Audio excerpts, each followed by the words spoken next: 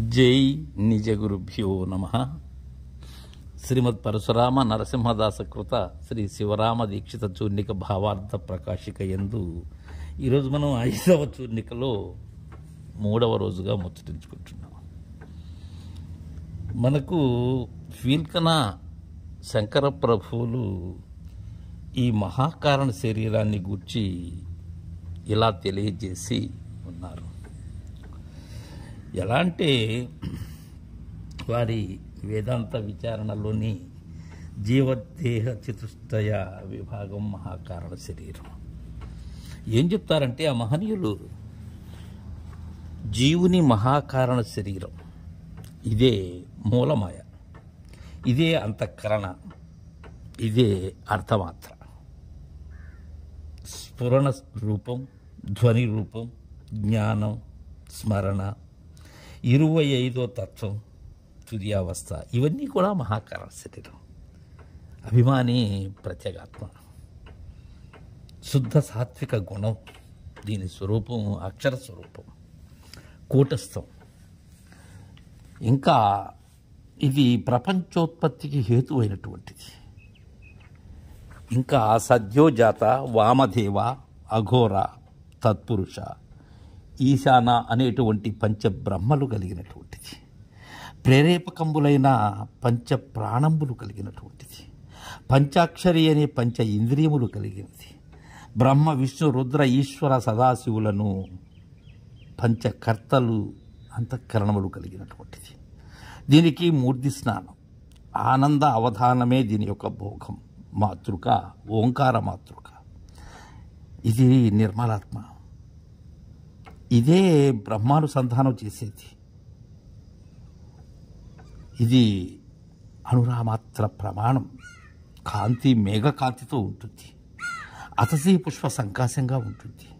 వర్ణం సునీల వర్ణం, ధూమ్రవర్ణం. ఇది ప్రణవమునకు 4వ పాదం. అంతఃకరణ ప్రతిబింబ చైతన్యం. ఇక తదధిష్టాన చైతన్యం కలిసి దీనినే జీవుడు అంటారు.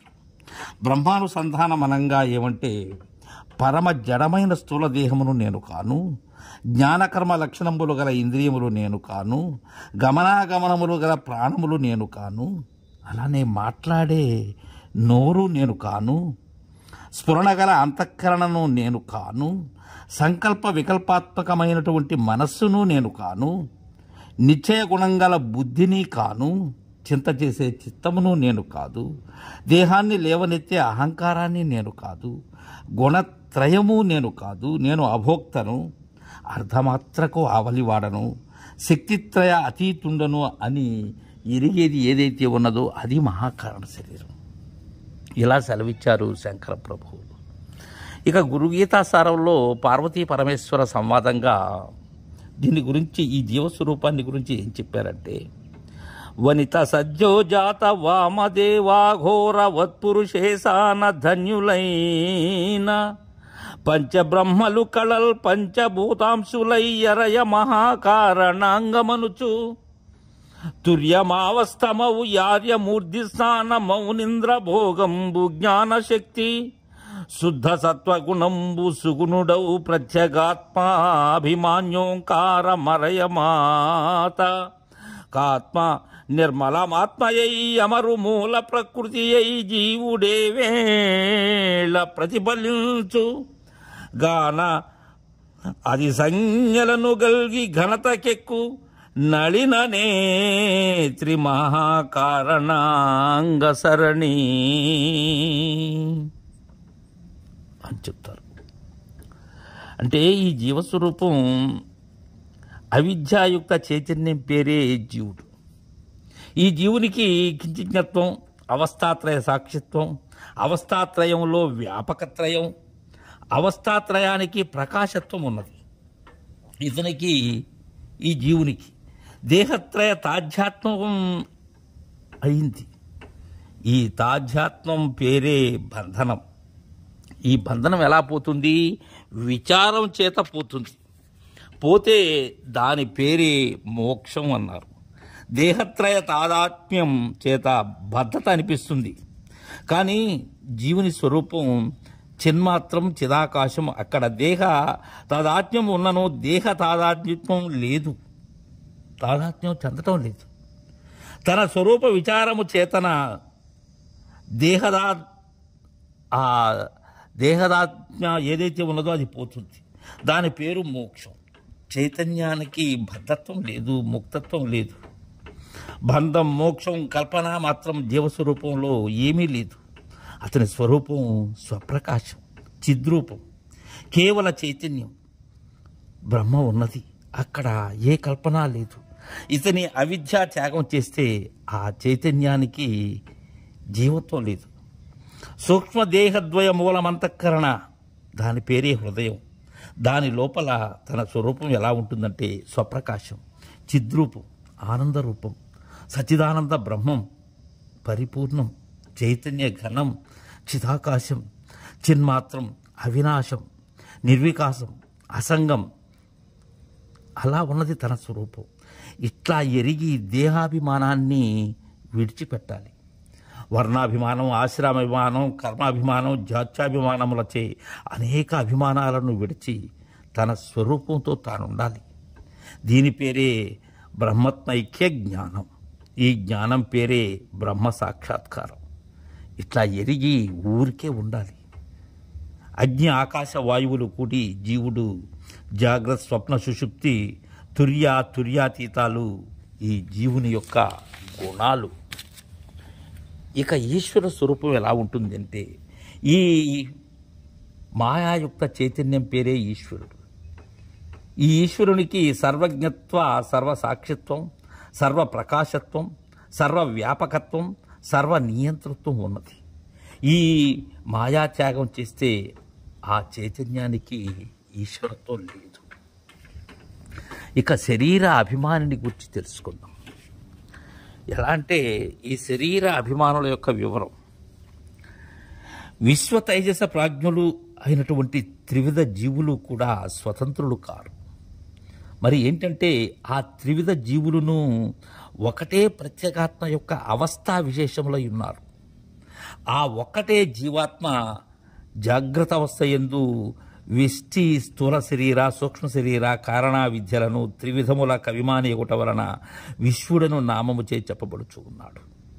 ఆ జీవాత్మయే స్వప్నావస్థలో సూక్ష్మ శరీర, కారణ విద్యలను వివిధ శరీరములకు అభిమాని ఒకట వలన తైజసుడు అనే పేరుతో చెప్పబడుతూ ఉన్నాడు.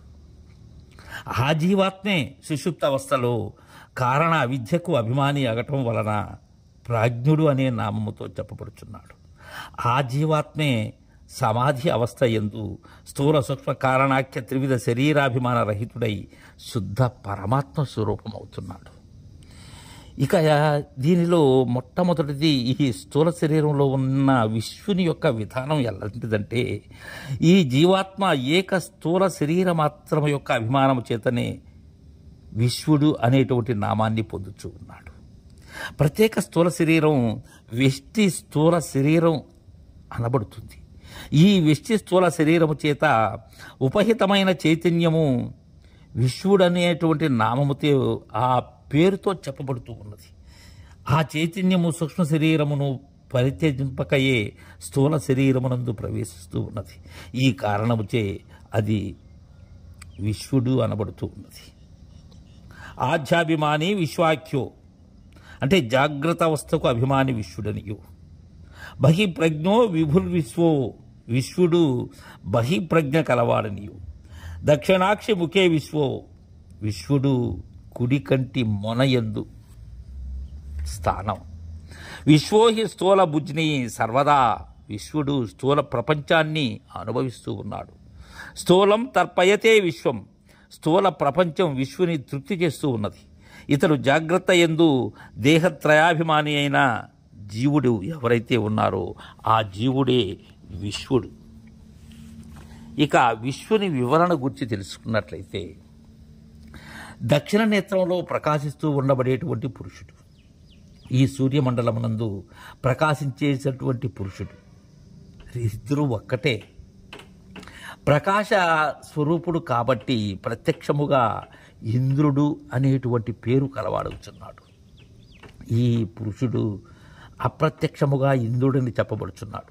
వీడే జాగ్రత్త అవస్థ యందు దక్షిణ నేత్రములో ప్రకాశిస్తూ ఉన్న పురుషుడు. అతడే నీవు. విశ్వడు అనేటువంటి పేరు గల పురుషుడయ్యాడు.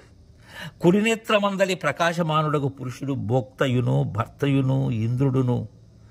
ఎడమనేత్రమందలి పురుష రూపము భోగ్యమగు అన్నమును భార్యయు ఇంద్రాణి అవుతూ ఉన్నది.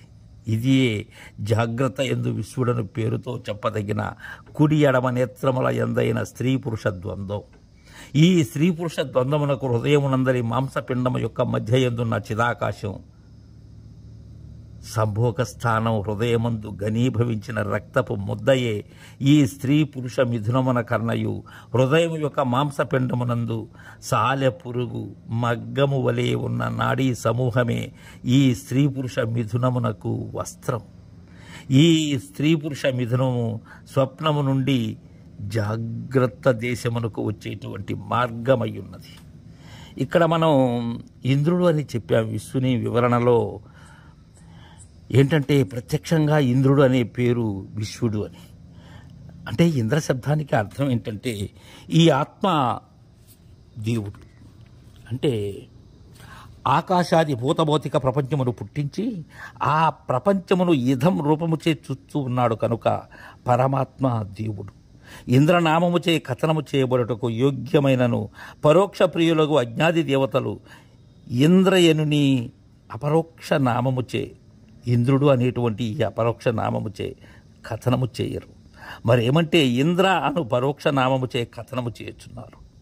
ఇంకా పరమాత్మ దేవుడు స్వప్రకాశ స్వరూపుడొకట వలన ఇంద్రనామముచే కథనము చేయబడుటకు యోగ్యమైనను పరోక్ష ప్రియ అజ్ఞాది దేవతలు ఇంద్రనామముచే కథనము చేయరు.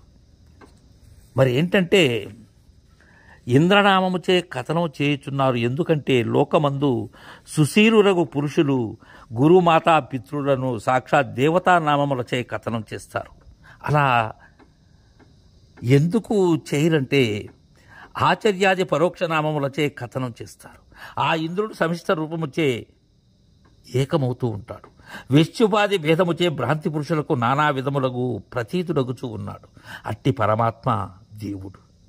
జాగ్రత్త అవస్థ యందు ఇంద్రియముల ద్వారా స్థూల భోగమునకై ఇంద్రాణి రూపమై సకల శరీరములందు స్థితుడై సర్వ వ్యవహార సిద్ధి చేస్తూ ఉన్నాడు. ఏ అవస్థనందు ఇంద్రాణులకు భిన్న భిన్న నివాస స్థానములకునో అది విశ్వని యొక్క స్వరూపం. ప్రణవానికి 4 పాదములు ఎలా ఉన్నాయో అదే విధముగా ఆత్మకు కూడా 4 పాదాలు ఉన్నాయి. ఇవి ఆధ్యాత్మ అధిదైవ పాదములను ఉన్నాయి. అందు నుండి ఆధ్యాత్మ పాదములు ఎలా అంటే వ్యష్టి స్థూలోపాధి గల విశ్వడు ప్రథమ పాదం, వ్యష్టి సూక్ష్మోపాధి గల తైజసుడు ద్వితీయ పాదం, వ్యష్టి కారణోపాధి గల ప్రాజ్ఞుడు తృతీయ పాదం, సాక్షిరూప తురీయాత్మ చతుర్థ పాదం ఆధ్యాత్మాలవి. ఇక అధిదైవిక పాదాలు ఎలా అంటే సమిష్టి స్థూలోపాధి గల విరాట్టే ప్రథమ పాదం, సమిష్టి సూక్ష్మోపాధి గల హిరణ్య గర్భుడే ద్వితీయ పాదం, సమిష్టి కారణోపాధి గల ఈశ్వరుడే తృతీయ పాదం, సాక్షి 4వ పాదం.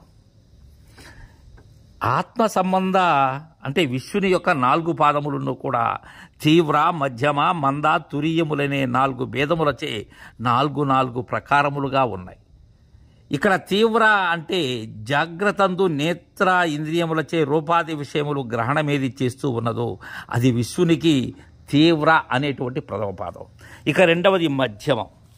ఏది మనోరథము చేస్తూ ఉన్నదో అది విశ్వనికి మధ్యమ అంటే ద్వితీయ పాదం. ఇక మంద. ఏది మోహముచే తూష్ణీభావం పొందుతూ ఉన్నదో అది విశ్వనికి మంద అనబడేటువంటి 3వ పాదం. ఇక 4వ పాదం తురీయ పాదం. సర్వోపాధిరహితమైన నిర్విశేష స్వరూపము దేనికి కలదో అది విశ్వనికి తురీయ అనేటువంటి చతుర్థ పాదం. ఇవి విశ్వని యొక్క 4 పాదముల యొక్క వివరణ. తర్వాత రేపు తైజస్సును గురించి తెలుసుకుందాం. జై సద్గురు.